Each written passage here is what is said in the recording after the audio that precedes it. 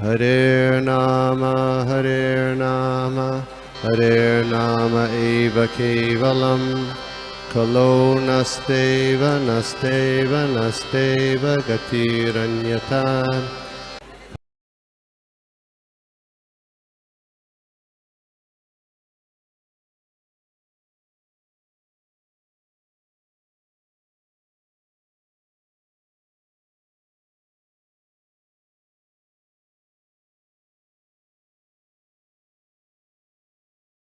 हरे कृष्णा। सभी भक्तों के चरणों में मेरा सादर प्रणाम। कृपया स्वीकार करें और मुझे आशीर्वाद दें कि मैं कुछ बोल पाऊं। तो ऋषिकेश गोपी मनोहर प्रभु जिनकी कृपा से हमें भागवतम की सेवा मिलती है।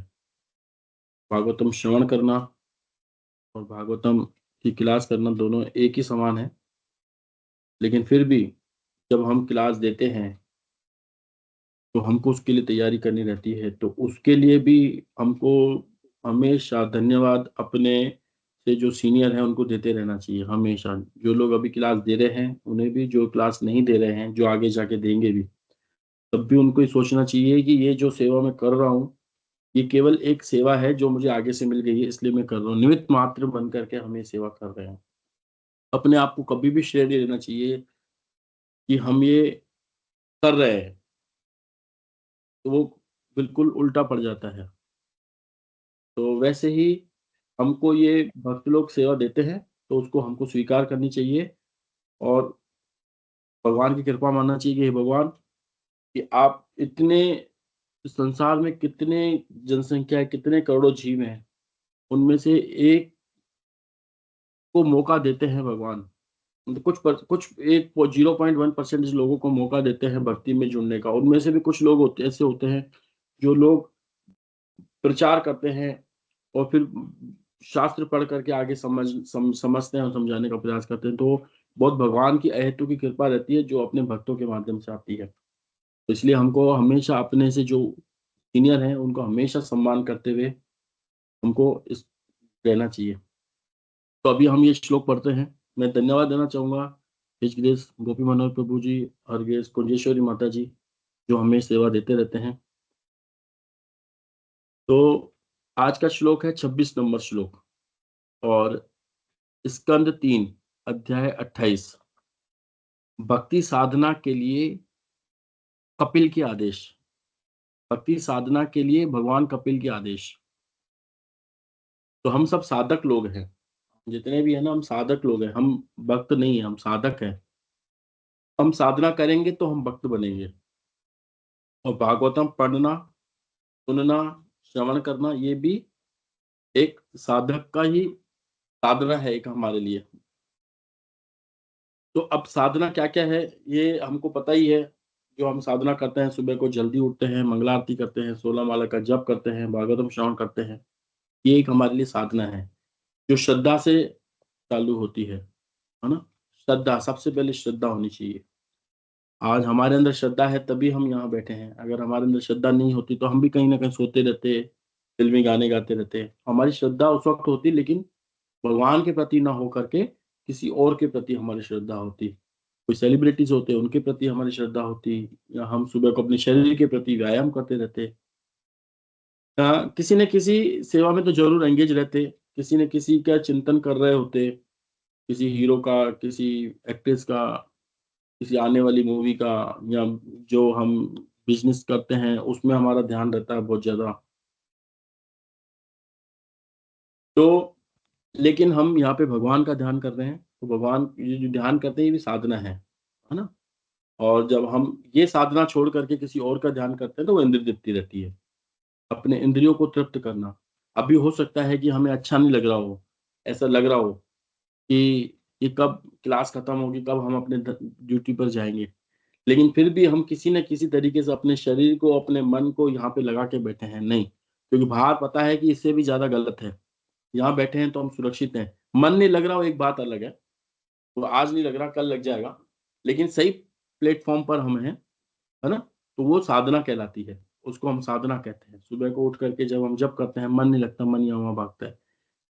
अभी हमारे यहाँ पर हिज ग्रेस उमापति प्रभु जी आए थे, तो उनसे किसी ने भक्त ने पूछा कि ध्यान पूर्वक जप करना किसे कहते हैं, ध्यान पूर्वक जप कैसे करें। तो बोला सुबह को उठ करके सुबह को उठ करके हम जो ब्रह्म मुहूर्त में जप करते हैं उसको ध्यान पूर्वक जप कहते हैं। बोला हमारा मन तो तब भी भागता है।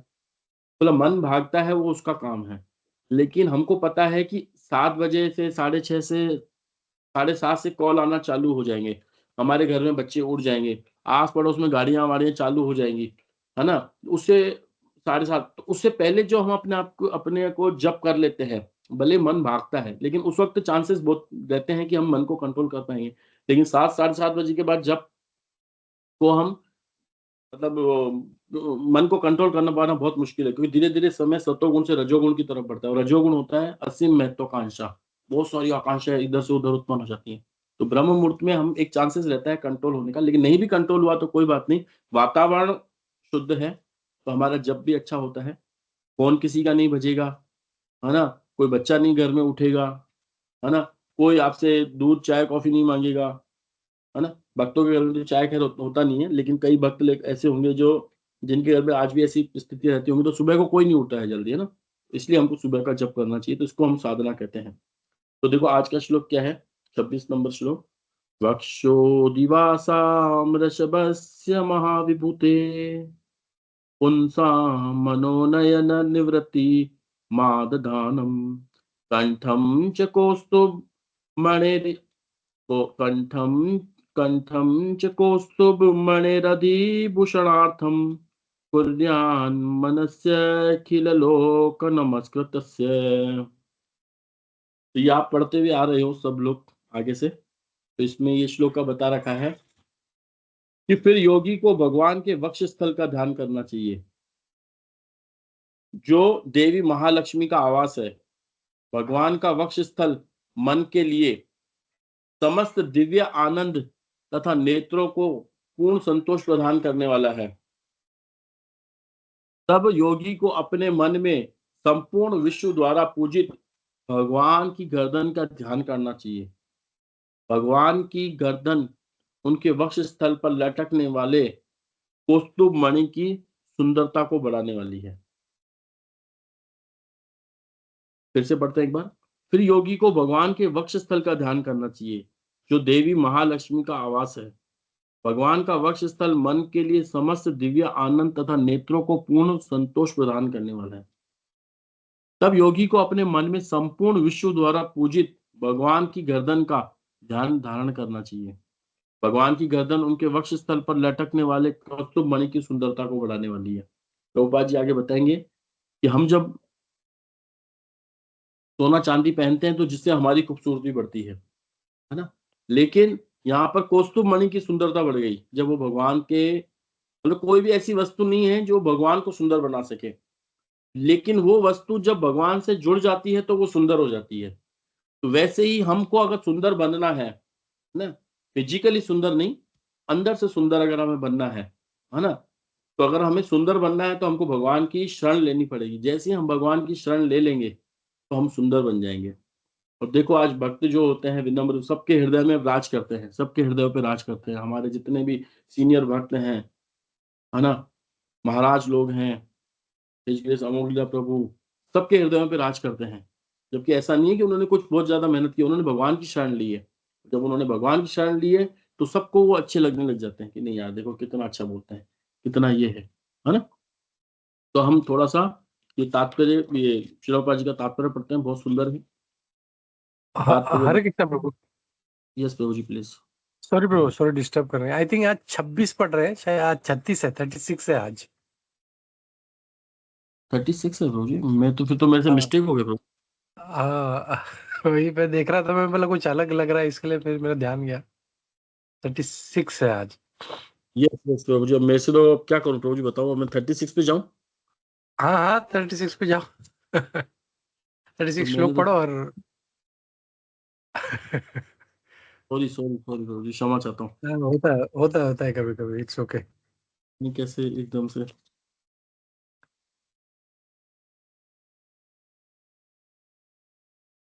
अब मेरी तैयारी नहीं है, बिना तैयारी के जो भी है देख लेता हूँ प्रभु जी। ठीक है प्रभु। या यस यस प्रभु जी।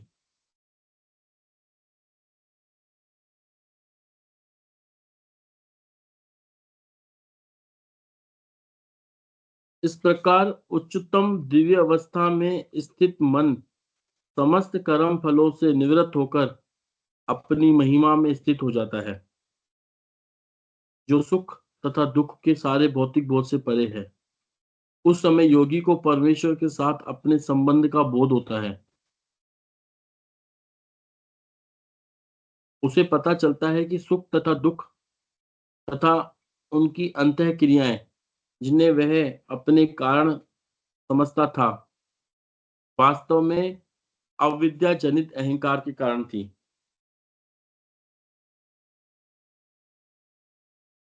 तो इसमें मन के लिए बताया गया, इस प्रकार उच्चतम दिव्य अवस्था में स्थित मन समस्त कर्म फलों से निवृत्त होकर अपनी महिमा में स्थित हो जाता है। तो महिमा में मन स्थित हो जाता है। आज तक हमारा मन तो स्थित हुआ नहीं, आज तक हमारा मन तो स्थित हुआ नहीं, क्योंकि मन, हम रजोगुण तमोगुण में रहते हैं ना, इसलिए हमारा मन कभी स्थित होगा ही नहीं, है ना। लेकिन जो भक्त लोग रजोगुण और तमोगुण से ऊपर उठ जाते हैं, उनका मन स्थिर हो जाता है। क्योंकि उनका मन स्थिर होने का मतलब ऐसा नहीं है कि वो बिल्कुल मन अब एक जगह पे पहले हिल रहा था, अब एक जगह पे हो गया, नहीं। पहले उनका मन भौतिक वस्तुओं के प्रति, भौतिक जगत के प्रति, भौतिक शरीरों के प्रति आकृष्ट था। अब वो आध्यात्मिक जगत के प्रति, आध्यात्मिक शरीरों के प्रति और आध्यात्मिक भगवान के प्रति वो आकृष्ट हो जाता है। जब वो आकृष्ट हो जाता है तो उसको ही स्थिर कहना कहते हैं। जो सुख तथा दुख के सारे भौतिक बोध से परे, उस समय योगी को परमेश्वर के साथ अपने संबंध का बोध होता है। उसे पता चलता है कि सुख तथा दुख तथा उनकी अंतः क्रियाएं, जिन्हें वह अपने कारण समझता था, वास्तव में अविद्या जनित अहंकार के कारण थी। तात्पर्य भाई AC भक्तिवेदांत स्वामी श्री प्रभुपाद जी के द्वारा। भगवान के साथ अपने संबंध की विस्मृति अविद्या का परिणाम है। योगाभ्यास के द्वारा मनुष्य अपने को परमेश्वर से स्वतंत्र सोचने के इस अज्ञान को दूर कर सकता है। मनुष्य का वास्तविक संबंध शाश्वत रूप से प्रेम का संबंध है। जीव भगवान की दिव्य प्रेम भक्ति के निमित्त है। मधुर संबंध की विस्मृति ही अज्ञान कहलाती है, और अज्ञान होने पर ही वह प्रकृति के तीनों गुणों के वशीभूत होकर अपने आप को भोक्ता मान बैठता है। जैसा कि यहाँ पर हम भगवत गीता का 14वां नंबर अध्याय में जाते हैं हम, इसमें देखो क्या बता रखा है।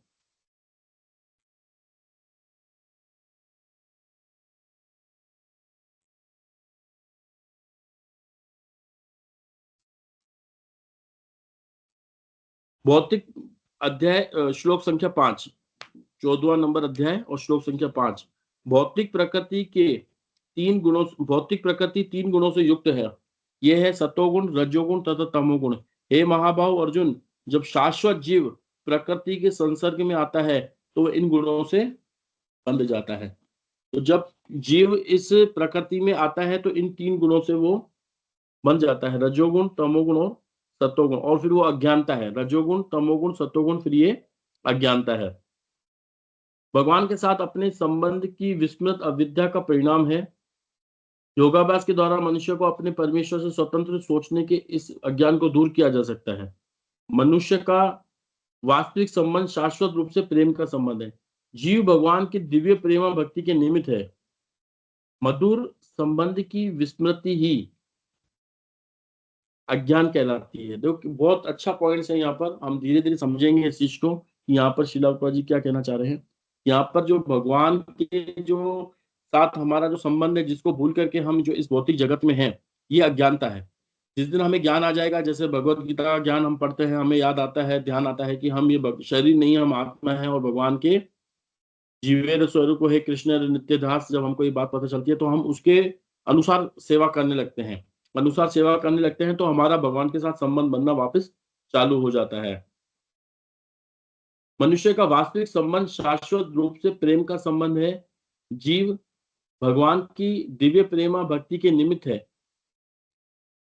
मधुर संबंध की विस्मृति ही अज्ञान कहलाती है, और अज्ञान होने पर ही वह प्रकृति के तीनों गुणों के वशीभूत होकर अपने आप को भोक्ता मान बैठता है ना? यानी कि जब जीव भगवान की से अलग होता है, तो किस तरीके से भगवान से अलग होता है, इसमें अलग-अलग व्याख्या हैं, इस पे हम नहीं जाएँगे। लेकिन मान लो अपनी स्वतंत्र इच्छा का दुरुपयोग करता है, जब उसको जब ये मौका दिया जाता है कि अब आप बताओ, आपके पास स्वतंत्र है, और स्वतंत्रता हमारे पास कितनी सी रहती है? केवल चॉइस रहती है हमारे पास, मतलब एक विकल्प रहता है हमारे पास, एक ये या ये बस। इसके बाद कोई हमारे पास स्वतंत्रता नहीं, केवल स्वतंत्रता हमारे पास इतनी सी रहती है, जो अल्प स्वतंत्रता हम बोलते हैं कि हमको जो भगवान ने अल्प स्वतंत्रता दी है, वो बस इतनी ही है हमारे पास, या तो भौतिक जगत या आध्यात्मिक जगत, या अपने इंद्रियों की सेवा या कृष्ण की सेवा। इतना सा ही हमको डिसीजन लेना होता है, और ये डिसीजन हमारे ऊपर भगवान छोड़ते हैं, क्योंकि हम स्वतंत्र होते हैं, है ना? और ना हम किसी से सलाह नहीं ले सकते वहाँ पर कि क्या करें, तू बता, तू क्या कर रहा है, तू बता, तू क्या कर रहा है? नहीं, वो खुद का स्वतंत्रता है हमारी, चाहे हम इस तरफ अपने आप को मोड़ लें, चाहे हम अपने आप को उस तरफ मोड़ लें। तो नो डाउट हम जितने भी इस जगत में बैठे हैं, हमने भगवान से विमुख होने की स्वतंत्रता ली, जो स्वतंत्रता थी हमारे पास। लेकिन जैसे हमने वो स्वतंत्रता ली कि भगवान से विमुख होने की, तो हमको प्रकृति के तीनों गुणों ने जकड़ लिया। जैसे ही हमको प्रकृति के तीनों गुणों ने जकड़ लिया, तो हम प्रकृति के कंट्रोल में आ गए। अब हम प्रकृति के इतने जबरदस्त कंट्रोल में हैं कि हम निकल ही नहीं पा रहे बाहर, निकल ही नहीं पा रहे बाहर, और निकलने का प्रयास करते हैं, तो फिर भी हमको प्रकृति के वशीभूत हम इतना है कि एक तरफ हमें ये बात समझ में भी आती है, तो दूसरी तरफ एक दूसरा व्यक्ति असर भी कर रहा होता है ना? तो मधुर संबंध की विस्मृति ही अज्ञान कहलाती है, कि जो भगवान के साथ हमारा मधुर संबंध है, इसको हम जो भूल चुके हैं ना, यही अज्ञान है। अज्ञान ये नहीं है कि कोई व्यक्ति पढ़ा लिखा नहीं है, अज्ञान ये नहीं है कि किसी के पास कोई डिग्री नहीं है, अज्ञान ये नहीं है कि वो स्कूल गया ही नहीं, ये अज्ञानता नहीं है। नहीं, वो अज्ञानता नहीं है। अज्ञानता ये है कि हम भगवान के विस्मृत संबंध को भूल चुके हैं। कोई व्यक्ति, अनपढ़ व्यक्ति भी ये समझ सकता है कि मेरा भगवान के साथ संबंध है और मेरे को उनके साथ ही रहना है, उनके साथ ही सेवा करनी है। ठीक है ना? वो उस व्यक्ति को समझ में आ चुकी होती है बात, और इस बात को लेकर के वो, हो सकता है किसी इस्कॉन मंदिर में वो झाड़ू लगा रहा हो, या किसी में वो प्रसाद डिस्ट्रीब्यूट कर रहा हो, लेकिन उसको बात ये समझ में आ चुकी है। लेकिन कई बार ये बात बड़े-बड़े लोगों को भी समझ में नहीं आती है, तो वो व्यक्ति तुरंत निकल जाएगा। तो निकलने के लिए कोई व्यक्ति को किसी डिग्री की आवश्यकता नहीं रहती है, और अज्ञान होने पर ही वह प्रकृति के तीनों गुणों के वशीभूत होकर अपने आप को भोक्ता मान बैठता है कि आहा! अब मैं ही ईश्वर हूँ। जैसे हिरण्यकशिपु ने अपने आप को ईश्वर मान लिया था, तो वैसे छोटे-छोटे रूप में अभी हम भी हिरण्यकशिपु होकर के अपने आप को भोक्ता मान बैठे हैं। और अपने आप को भोक्ता मान बैठने का मतलब हम भी अपने आप को ईश्वर मान बैठते हैं। और एक दिन हमारी ये सोच रहती है कि आज नहीं तो कल हम भी इससे बड़े, इससे बड़े, इससे बड़े, इससे बड़े, इससे बड़े बनेंगे। पहले हमारा कॉम्पिटिटर होता है, जो हमारे पड़ोस में छोटा-मोटा होता है। फिर हम उसके बराबर आ जाते हैं, तो अब उसके हमसे जो ऊँचा होता है, फिर उससे हम करते हैं कॉम्पिटिशन। फिर जो हमसे और ज़्यादा ऊँचा होता है, फिर उससे कॉम्पिटिशन करते रहते हैं हम, और लास्ट तक ये कॉम्पिटिशन हमारा चलता रहता है। लेकिन माया देवी प्रकृति इतनी होती है कि हम कॉम्पिटिशन में लगे रहते हैं, वो हमारी आयु को इधर क्षीण करती रहती है। हम इधर कॉम्पिटिशन में लगे रहते हैं, वो हमारी आयु को क्षीण करती रहती है। और जैसे ही हम कॉम्पिटिशन में थोड़ा-सा आगे बढ़ते हैं, इधर आयु क्षीण हुई, गेम ओवर। फिर नई लाइफ। फिर नई लाइफ में हम थोड़ा बढ़ेंगे, फिर स्कूल में हम जाएँगे, तो स्कूल में हमारा कॉम्पिटिशन। जानवरों में चले जाएँगे, तो जानवरों में हमारा कॉम्पिटिशन हो जाता है। जानवर भी जब कोई व्यक्ति रहता है, तो उनके अंदर भी कॉम्पिटिशन होता है। जैसे आज हमारी गली में 2 डॉग रहते हैं। जैसे ही 2 डॉग रहते हैं, तो तीसरे डॉग को आने ही नहीं देते हैं। या तो उसको भगा देंगे दूर ही, या जैसे ही वो आएगा तो उसको दाँत दिखेंगे, भौंकेंगे। तो वो, लेकिन वो खुद ही इस टुकड़े पे, गली के अंदर वो राज करते हैं। 8-10 मकान इधर, 8-10 मकान वहाँ पे बैठे रहते हैं। बस कोई दूसरा व्यक्ति, कोई गली से अनजान व्यक्ति भी आता है, तो उसके ऊपर भौंकेंगे, भई ये इस क्षेत्र में तुम आ कैसे गए? तो वो कॉम्पिटिशन जानवरों में भी चलता रहता है ना? तो हमारे अंदर भी चलता रहता है। लेकिन हम कॉम्पिटिशन के साथ-साथ एक हमारा टाइम जो होता है, जो हमको भक्ति करने के लिए दिया होता है, उसको हम कॉम्पिटिशन में लगाते रहते हैं, और इधर से हमारा टाइम छूटता रहता है, टाइम छूटता रहता है, टाइम छूटता रहता है, टाइम छूटता रहता है। जिस तरीके से हम देशों-विदेशों में देखते हैं कि कोई व्यक्ति, किसी किसी देश की सेना ने अपने आप का ध्यान पूरा एक तरफ लगा दिया कि यहाँ पर ये हो रहा है, लेकिन दूसरी तरफ से कुछ गेम कर लेते हैं। तो ठीक वैसे ही माया देवी हमको इस तरफ ध्यान लगा करके हमारा समय धीरे-धीरे, धीरे-धीरे निकालती रहती है, निकालती रहती है, निकालती रहती है। जब हमको होश आता है कि अरे यार! हमने तो जीवन भर पैसा कमा लिया, बहुत कुछ हमने ये कर लिया।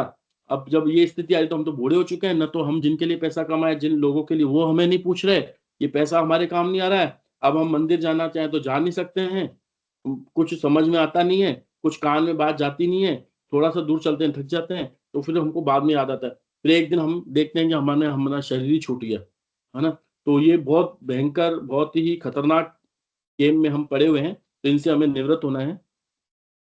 और अज्ञान होने पर ही प्रकृति के तीनों गुणों के वशीभूत होकर अपने आप को भोक्ता मान बैठता है।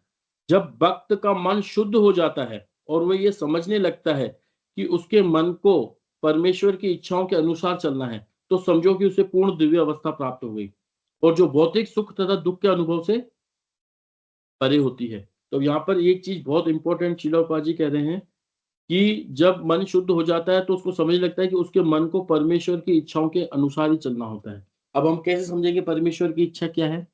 तो परमेश्वर की इच्छा अगर किसी को जाननी हो तो चैतन्य महाप्रभु की इच्छा को जान लो। चैतन्य महाप्रभु ने प्रचार किया है कि सारे जीवों को इस संसार से मुक्त करना है, प्रभुपाद जी की इच्छाओं को पूरी करना, अपने गुरुदेव की इच्छाओं को पूरी करना और भगवत गीता का ज्ञान जो लास्ट में भगवान बताते हैं कि जो मेरे इस दिव्य ज्ञान का प्रचार करता है, वो मुझे सबसे प्रिय है ना? तो यही भगवान श्री कृष्ण का आदेश है प्रचार करने का, वही चैतन्य महाप्रभु का आदेश है प्रचार करो, वही हमारे प्रभुपाद जी का आदेश है, वही हमारे गुरुओं का आदेश है कि पहले अपने आप का आचरण अच्छा करके फिर हमको बाजार में निकल के प्रचार करना, है ना? तो हमको वही भगवान की इच्छाओं के साथ चलना। और दूसरे में भगवान, और जो हमारा भौतिक जगत में हमारा जो चल रहा है, हारी बीमारी सुख दुख, कमाई कम कमाई ज्यादा, इसको भगवान के ऊपर छोड़ना। भगवान ने ज्यादा दिया तो हम भक्तों की सेवा में लगा देंगे, अपने घर प्रचार करेंगे, भक्तों को बुलाएंगे। कम दिया तो हम मंदिर जाकर के सेवा कर लेंगे। जैसा भी होगा हम भगवान की राजी में रहेंगे, भगवान की खुशी में अपनी खुशी को मनाएंगे, जैसा भगवान ने कर दिया। जैसे प्रहलाद महाराज भगवान की हर एक इच्छा को जब उनको ऊपर से गिराने जाते हैं तो वो, बल्कि जो गिराने वाले होते हैं वो रोने लगते हैं, अरे कि मुझे दुख हो रहा है कि मैं तुमको इतने छोटे से बालक को ऊपर से गिरा रहा हूँ। बोला नहीं नहीं नहीं नहीं, मेरे पिता राजा का तुमको आदेश है, अगर तुम मुझे नहीं गिराओगे तो तुमको वो नौकरी से निकाल देंगे, हो सकता है तुमको मार भी दें, है ना? लेकिन तुम मुझे पहले यहाँ से नीचे फेंक दो। अगर भगवान की इच्छा होगी मैं मरूंगा तो मुझे कोई नहीं बचा सकता, और भगवान की अगर ये इच्छा होगी कि ये बचना चाहेगा तो मुझे कोई मार नहीं सकता। उनको पूर्णतः विश्वास था।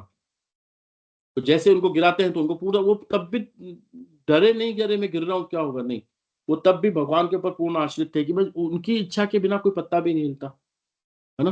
तो वैसे ही ठीक, उनकी अगर मन में है कि ये व्यक्ति रहे कुछ दिन और इस संसार में, तो वो व्यक्ति रहेगा।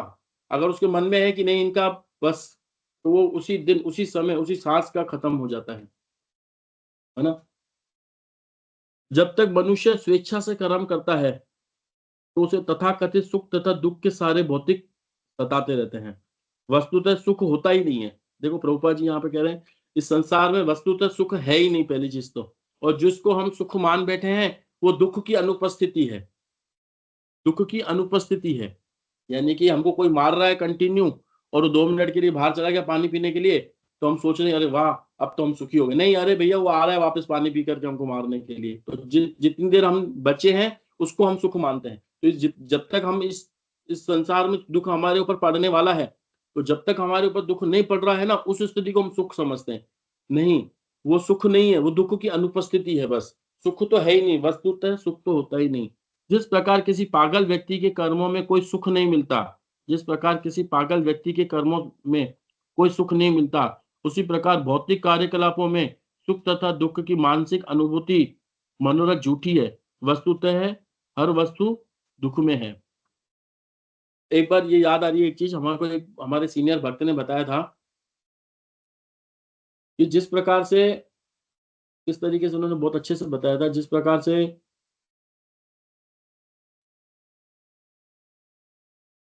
से हमको मान प्रशंसा मिलती है इस संसार में, वो झूठी होती है। मतलब जैसे मान लो, हाँ उन्होंने ऐसे बताया था कि मानो कि किसी ऐसे व्यक्ति ने आपकी तारीफ कर ली, मानो किसी ऐसे व्यक्ति ने, है ना, बहुत ज्यादा तारीफ कर ली, तो उसकी कोई वैल्यू नहीं है। क्या तारीफ की उसने? शरीर की तारीफ की, खत्म हो गई। उसी तरीके से अगर कोई व्यक्ति हमारा गुणगान करे, उसकी कोई वैल्यू नहीं है। अगर कोई हमारी बुराई करे तो भी हमारा कोई गुण, मतलब उसमें कोई मतलब नहीं है। अगर हम भक्ति कर रहे होते हैं तो ही हमारा उसमें प्रयोजन रहता है। बाकी अगर हमारे किसी ने शरीर की तारीफ कर लिया, गुणगान कर लिया, तो उसका कोई प्रयोजन नहीं है। हमारी सेवा का भी कुछ हमारा मतलब, अगर हमारा उसने बुराई भी कर ली मान लो, तो वो भी हमारे मतलब उससे हमको विचलित नहीं होना है कि अरे उससे क्या प्रयोजन। अगर उसने चलता फिरते व्यक्ति ने अगर हमारी तारीफ कर ली तो उससे क्या मतलब है। हम जिनके आश्रय में रह रहे हैं उनको हमारा अच्छा और बुरा अगर वो हमारा देख रहे हैं तो वो बेस्ट है। मतलब समझो, इसको यूं करके उन्होंने बताया था कि मानो कि हम जिनके आश्रय में रह रहे हैं वो बोल रहे हैं कि आप बहुत अच्छी भक्ति कर रहे हो, तो अपने आप को समझना चाहिए कि हम सही ट्रैक पर है। अगर वो हमारे में दोष देख रहे हैं तो समझना चाहिए कि हाँ हमारे अंदर गलती है। अगर हम बाहर वाला व्यक्ति, अनजान व्यक्ति कोई बोल दे नहीं यार वो तो बहुत अच्छा व्यक्ति है, तो उससे हमारे कोई फर्क नहीं पड़ेगा। क्या उसके फर्क पड़ेगा। और अगर वो बोल देगा यार ये व्यक्ति सारा दिन कमाते नहीं, सारा दिन हरे कृष्णा करते रहे, तब भी हमें कोई फर्क नहीं पड़ना चाहिए। उनका क्या है, उनका काम बोलना है। तो इसीलिए यहाँ पे पागल व्यक्ति का उदाहरण दिया गया है। कोई व्यक्ति हमारी तारीफ करे, वो व्यक्ति पागल है, तो उससे कोई तारीफ मतलब उससे हम प्रसन्न होंगे क्या? नहीं ना। तो सार बाहर की दुनिया सब ऐसी है, वो हमारी तारीफ करे तो भी वो जहर के बराबर है, बुराई करे तो भी बेकार है। जब मन भगवान की इच्छा अनुसार कर्म करने लगता है तो समझ लो कि मनुष्य को दिव्य अवस्था प्राप्त हो गई। जब मन भगवान की इच्छा अनुसार कर्म करने लगता है तो समझो कि मनुष्य को दिव्य अवस्था प्राप्त हो गई। यानी कि भगवान की इच्छा है कि हम भगवान का नाम लें और भगवान के धाम में जाएं, और हम सभी अगर उसी प्रोसेस में लगे हुए हैं तो हम दिव्य अवस्था प्राप्त हो चुकी है। प्रकृति पर अधिकार जताने की इच्छा ही अविद्या का कारण है, और जब ये इच्छा पूर्णतः मिट जाती है तो और इच्छाएं भगवान की इच्छाओं का अनुसरण करती है, तभी समझो कि यह सिद्ध अवस्था को प्राप्त हो चुका है। उपलब्ध परामृत काष्ठा, उपलब्ध का अर्थ है साक्षात्कार।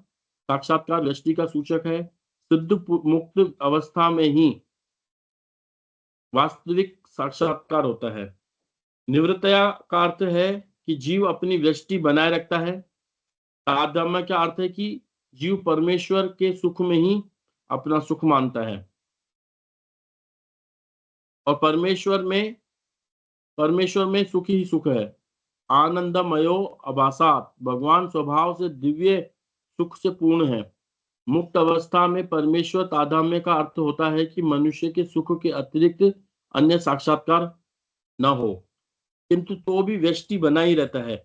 अन्यथा उपलब्ध शब्द जो दिव्य सुख के व्यक्ति साक्षात्कार का सूचक है यहाँ प्रयुक्त न होता। तो यहाँ पे व्यष्टि शब्द को 2-3 बार दिया गया है, तो यहाँ पर निराकारवादियों के लिए बता रहे हैं कि जो व्यष्टि जीवात्मा होती है, इंडिविजुअल सोल, उसका अस्तित्व बना रहता है। कि जो लोग सोचते हैं कि अंत में हम परमात्मा के धाम में परमात्मा से निर्विशेष ज्योति से हम लीन हो जाएंगे, तो वो लीन होने की कोई बात ही नहीं है, क्योंकि हमारा इंडिविजुअल व्यष्टि जीवात्मा है हम। मतलब एक स्वतंत्रता, एक अलग पहचान है हमारी, एक अलग व्यक्तित्व है हमारा। तो वो कभी भी परमात्मा के साथ नहीं हो पाएगा। हमको अपनी व्यक्तित्व बनाए रखना रहता है, वो कभी नष्ट नहीं हो सकता व्यक्तित्व। तो जो लोग व्यक्तित्व को अपना नष्ट करना चाहते हैं तो वो ब्रह्म ज्योति में चले जाते हैं, लेकिन फिर भी उनका व्यक्तित्व बना रहता है। फिर उनके अंदर किसी दिन इच्छा होती है कि नहीं हम यहाँ पर गलत आ गया, तो फिर वो पता नहीं उनके घर में कब इच्छा आएगी, कब भगवान के मन में आएगी, तब उनको वापस इस भौतिक जगत में आना पड़ेगा। फिर वो भगवान की सेवा में लगेंगे, फिर वो जाएंगे, कब होगा। तो मैं क्षमा चाहता हूँ, मुझे 36 से मैं 26 समझ गया। पता नहीं कैसे ये गलती हो गई मुझसे, लेकिन इससे पता चलता है कि बद्ध जीवात्मा के अंदर 4 त्रुटियां हैं, तो वो दिख रही हैं साफ साफ। 36 को 26 पढ़ने की त्रुटि हमने कर ली, तो और मैंने कुछ पढ़ा भी नहीं, जाने अनजाने में जो मुझे कुछ आता था मैंने वो बताया है। तो मैं इसी के साथ अपनी वाणी का यहाँ विराम देता हूँ। क्षमा करें प्रभु जी, प्लीज। थैंक यू प्रभु। मुझे पता था आप कर पाएंगे इसके लिए मैंने आपको बोला। दूसरा कोई होता तो शायद उसको मैं नहीं बोलता कंटिन्यू करने देता, बट आई नो कि आप अच्छे से इसको कर पाएंगे, इसके लिए फिर मैंने इंटरफियर किया। तो या और दूसरा बात है, होता है कभी कभी ऐसा, पढ़ने में मिस्टेक हो जाता है, तो इट्स ओके। तो या विजय माता जी ने हैंड रेस किया है। हरे कृष्णा। हरे कृष्णा प्रभु जी, हरे कृष्णा सभी को दंडवत प्रणाम। मुझे सो मेनी लर्निंग्स मिला आज। फर्स्ट आपका ह्यूमिलिटी, गोपी मनोहर प्रभु जी का ग्रेशियसनेस, ये सब गलती भी होता है पर कैसे हैंडल करना है उसका भी even in the material life learning some important lessons. Thanks to both of you for that. And प्रभु जी आपका क्लास अच्छा था, बहुत अच्छा था। So many points, even though you say you've not prepared, पर इतने सालों से maybe it is already there, and आपने बहुत अच्छा point share किया। I'll just summarize a few points जो आपने share किया। पहले आपने साधना के बारे में कहा, वो actually I could resonate with that प्रभु जी, वो बहुत important है actually। आपने कहा this gives the protection, बाकी सब to go into the material world. जो क्लास में हम बैठ रहे हैं, this class actually sets the tone for the day and gives the protection for the entire day.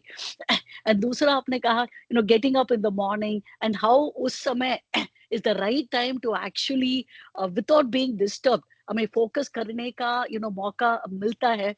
But unfortunately मेरे लिए मेरा बेटा दूसरा टाइम जोन पे है, उसी सेम टाइम पे बुलाता है समटाइम्स, तो मुश्किल हो जाता है मेरे लिए। एंड आई थिंक सूद माधव प्रभु ने भी एक मैसेज भेजा है साधना के बारे में।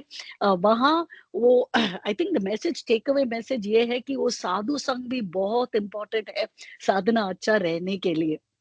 सो wanted to share that। And दूसरा आपने वो लूजिंग टाइम, वो कंपटीशन के पीछे हम जाके मटेरियल वर्ल्ड में हम बहुत वैल्यूबल टाइम को लूज कर रहे हैं।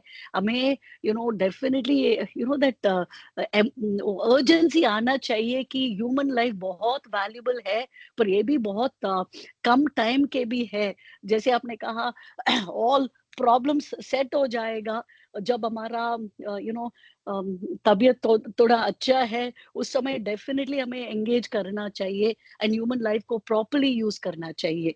एंड ये पॉइंट भी बहुत अच्छा था, आचरण पहले अच्छा करके प्रचार में निकलना है, dovetail to the Lord's desires.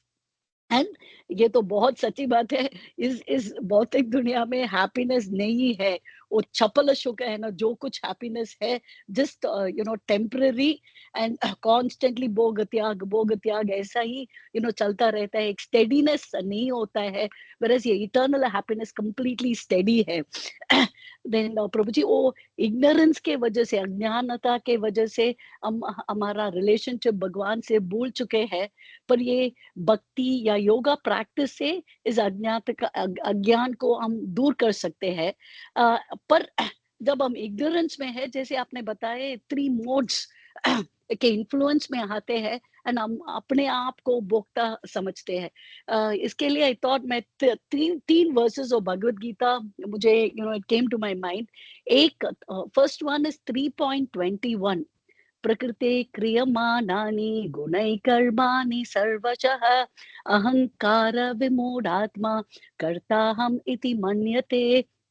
अहंकार की वजह से हम सोचते हैं कि we are the doer of the activities, but सच में because of the karma and then ये मोड्स ऑफ नेचर के वजह से वो सब चलता रहता है। एंड दूसरा 2 वर्सेस जो एस्टैब्लिश करता है कि हम भोक्ता नहीं है, भगवान ही भोक्ता है।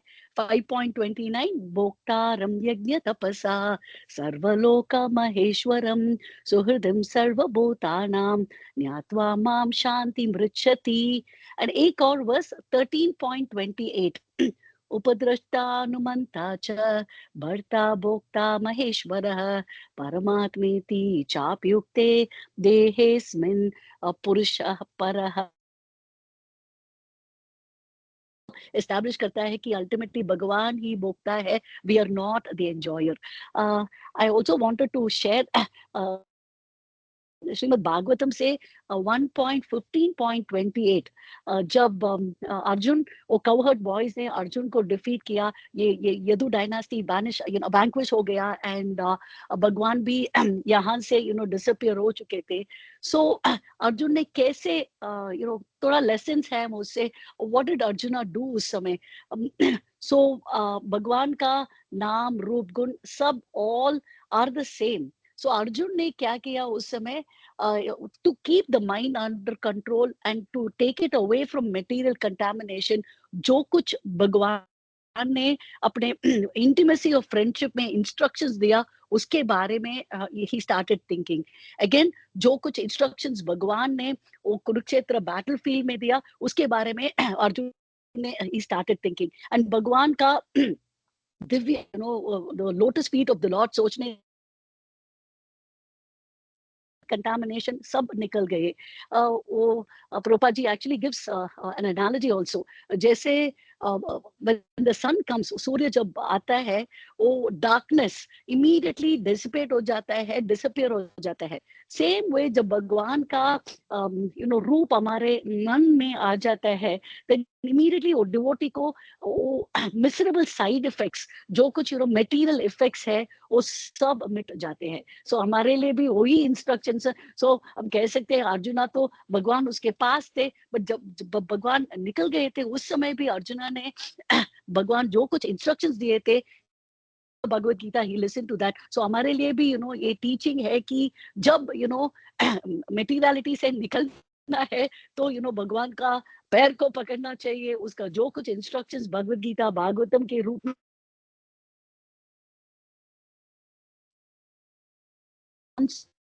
that's also explained। ये word उपलब्ध यानी realization clearly says that हम अलग है। ये realization होता है only when we have an individual soul। So oneness है तो oneness not in merging with the Lord, but भगवान का वो happiness in realizing the happiness of the Lord, so उसमें oneness है। So मेरा takeaways ये है कि हमें ये भौतिक कॉन्सेप्शन ऑफ लाइफ से जितनी जल्दी हम निकल रहे हैं उतना अच्छा है हमारे लिए, पर आसान भी नहीं है। पर स्लोली जैसे जैसे हम कृष्णा को पकड़ते हैं देन हमारा ये भौतिक this thing also will start reducing, यानी माया को हमें छोड़ना चाहिए एंड कृष्ण को पकड़ना चाहिए। एंड ये मुझे ऑलवेज ये निताई सेवनी माता जी वो 2 लाइन्स बहुत अच्छा था, जब when Maya knocks on the door, ask Krishna to open the door। So ऐसा सब कार्य में if we engage, if we think of Krishna and always let him take the lead instead of thinking that we are independent, then possibly we are in the right path। हरे कृष्णा प्रभु जी, धन्यवाद, प्रणाम। दंडवत प्रणाम माता जी, बहुत अच्छे से पॉइंट्स आपने निकाले। बहुत अच्छे श्लोक भी तीनों आपने भगवत गीता के अच्छे बताए। तो लास्ट वाला तो बहुत अच्छा था कि माया लॉक करेगी और कृष्णा उसको आके दरवाजा खोले। बहुत सुंदर। हरे हरे कृष्णा कृष्णा प्रभु माता जी, जी, धन्यवाद, प्रणाम। प्रणाम माता जी। हरे कृष्णा। और किसी का कोई प्रश्न नहीं है तो हम लोग रुकते हैं यहाँ पे और आगे बढ़ते हैं नरसिम्हा आरती की तरफ। फिर से एक बार बहुत बहुत धन्यवाद विश्वनाथ प्रभु जी, तुरंत प्रणाम। पंचाकल्पतरुभ्यश्च कृपा सिंधुभ्यः च पतितानां पावनेभ्यो वैष्णवेभ्यो नमो नमः। अनंत कोटि वैष्णव वृंद की जय। श्री प्रभुपाद की जय। संघ वृंद की जय। हरे कृष्ण।